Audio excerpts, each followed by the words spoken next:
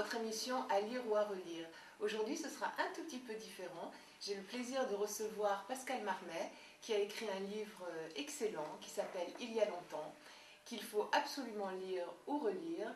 Et Pascal Marmet, bonjour. Bonjour. Merci d'être venu sur nos plateaux. C'est un plaisir d'être parmi vous aujourd'hui. J'ai lu avec beaucoup d'intérêt Il y a longtemps, et c'est un livre en 2 parties qui est écrit de façon très intéressante. On a un homme et une femme. Dites-nous-en un peu plus, parce que ça, c'est l'histoire de départ de toute histoire. Bien sûr, alors c'est un roman écrit à 4 mains. J'ai appelé ça un petit peu pompeusement dans le 4e de couverture, dualité d'écriture inédite. En fait, pour simplifier tout ça, parce que c'est un petit peu compliqué, dualité d'écriture inédite, c'est un ouvrage écrit à 4 mains, tout simplement. C'est une histoire d'amour, une rencontre entre 2 personnages, entre un commercial en expertise d'assurance et une jeune comédienne qui vont se rencontrer lors d'un incendie. Donc, vous savez, l'incendie, il y a toute une symbolique sur l'amour, le feu, la passion. L'incendie, c'est très fusionnel. 2 univers qui se rencontrent.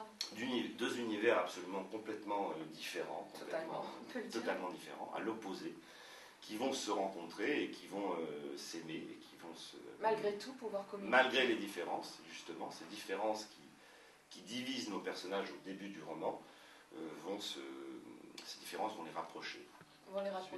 Notamment autour de la lecture. Et on va avoir quand même quelques sources d'incompréhension de part et d'autre. Oui, mais c'est ce qui fait la matière. C'est tout à fait ce qui fait la matière, et c'est ce qui nous donne des événements qui vont être commentés par l'un et par l'autre, par l'une et par l'autre, de façon complètement différente. On rentre vraiment dans le roman. Alors, ce que j'aime beaucoup, moi, dans les premiers romans, parce que c'est le 3e roman, Pascal Marmet, que vous écrivez, donc c'est un petit bébé, c'est un début, et ce que j'aime beaucoup, c'est qu'on retrouve absolument toute la fraîcheur, la candeur, la sincérité, l'honnêteté d'un écrivain qui veut tout donner, et je crois vraiment que Pascal Marmet va nous écrire d'autres romans, et que ça va être quelque chose de bien. Il y en a un autre en préparation. Un autre en préparation, on est en train de choisir. On l'attend avec impatience, parce que Ludmilla et Pascal... Alors, ce roman est un peu autobiographique quand même. Il y a des scènes de vécu. Il y a quelques scènes de vécu, évidemment, mais j'ai pris comme personnage mon prénom, donc Pascal. Donc Pascal Langle, absolument, parce qu'il voyait cette histoire d'un angle différent. Donc il y a un petit clin d'œil là-dedans. Et on me pose souvent la question lors d'interviews ou à la radio, parce que je passe beaucoup à la radio, est-ce que c'est autobiographique? Je dis oui et non, parce qu'il y a toujours, je suis la moitié du personnage féminin et la moitié du personnage en référence littéraire, c'est les références de la jeune femme, ce sont les miennes. Les Russes, les auteurs russes, le théâtre, Tchekhov, Herman Melville, Bartleby, etc. Ce sont mes références littéraires. Et puis l'espoir toujours, parce que ce garçon qui arrive sans aucune référence et sans aucune envie ni désir littéraire, finalement va réussir à se plonger dans la littérature et rejoindre sa compagne par le biais de livres. Mais vous savez, quand j'étais un peu plus jeune, j'ai lu Martin Eden de Jack London. Beaucoup de gens l'ont lu, ce livre, et c'est un homme qui justement fait beaucoup de choses pour séduire la jeune femme. Il apprend à lire, et en fait, moi c'est un petit peu plus light, disons, mais il se cultive, il lit 2-3 livres par jour pour justement réussir à séduire cette jeune femme. Ça, je trouve ça beau, parce que de rentrer dans l'univers de quelqu'un pour séduire quelqu'un, de faire des efforts comme il fait lui, c'est quand même quelque chose. Il séduit tel un chevalier des temps modernes. Mais ce Pascal est tout simplement en train de se poser des questions, parce qu'il est prêt de toute façon. C'est un garçon charmant qui est juste prêt à réfléchir pour peu que le petit déclic arrive, et Ludmilla tombe dans sa vie. Il est un petit peu triste quand même, il est un petit peu triste renfermé parce sur lui-même. Il n'a pas eu l'occasion, il n'a pas eu la porte ouverte sur la réflexion, et qu'est-ce que je fais? Il vit un peu comme un automate au départ. Bien sûr, il est comme beaucoup de gens, il a une vie très structurée, il se lève très tôt le matin, il galère beaucoup, il a des horaires. Il a des... à un moment donné, il dit mon compte en banque frise le découvert, donc il y a un côté... Et Ludmilla qui se moque royalement des horaires des banquiers. Oui, voilà, c'est ça. Alors justement, il y a une grande différence là-dedans, c'est que lui est assez matérialiste quand même. C'est un affairiste, c'est un jeune commercial. Il est réaliste, il prétend avoir les pieds sur terre, lui. Il est est en phase avec son temps, lui il travaille, bon, il demande un salaire, il a besoin de gagner de l'argent, etc. Il a des charges. Elle se moque complètement de l'argent. C'est une artiste. C'est une artiste, mais vraiment une artiste à 200%. Qui n'est pas venue au monde du théâtre par hasard, qui a vécu un gros traumatisme.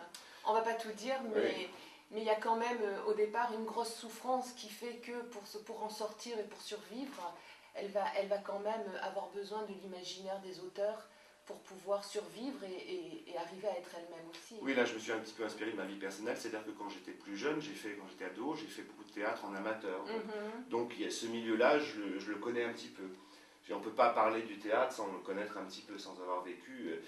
J'avais beaucoup d'amis qui étaient justement dans ce milieu, qui galéraient beaucoup, donc justement qui étaient toujours, on leur posait la question, qu'est-ce que vous faites? Actuellement, je travaille sur un projet. C'est très... Alors il y a aussi le carnet numéro 11, le cahier numéro 11, qui va être un peu le fil d'Ariane de tout ce roman, qui va expliquer le titre. Le titre, on le comprend à la fin, et moi je suis assez d'accord avec les auteurs qui nous demandent de réfléchir, qui nous écrivent de belles histoires. On rentre dans l'univers de Pascal Marmé sans aucun problème. Il y a une odeur, il y a des couleurs, il y a de la musique. Et quand on referme ce livre, la petite musique persiste et perdure, c'est assez agréable. Et je crois que c'est ce qu'on recherche quand on lit un livre. Et Pascal Marmé nous demande tout simplement, je ne sais pas si c'est une demande, mais en tout cas, il nous demande d'être acteur aussi. On ne peut pas lire comme ça, il ne nous donne pas la béquille, il ne nous donne pas quelque chose de tout fait, tout compris, un packaging.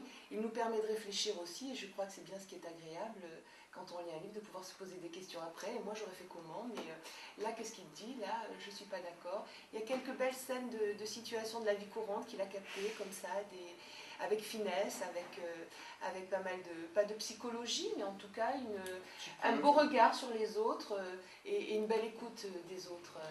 Bien sûr. Hein, un petit peu quand même, un petit peu de psychologie quand même, parce que... Oui, mais c'était pour dire que c'est pas un roman franchement psychologique, quoi. C'est juste la saveur et la qualité d'écoute et de regard sur les autres.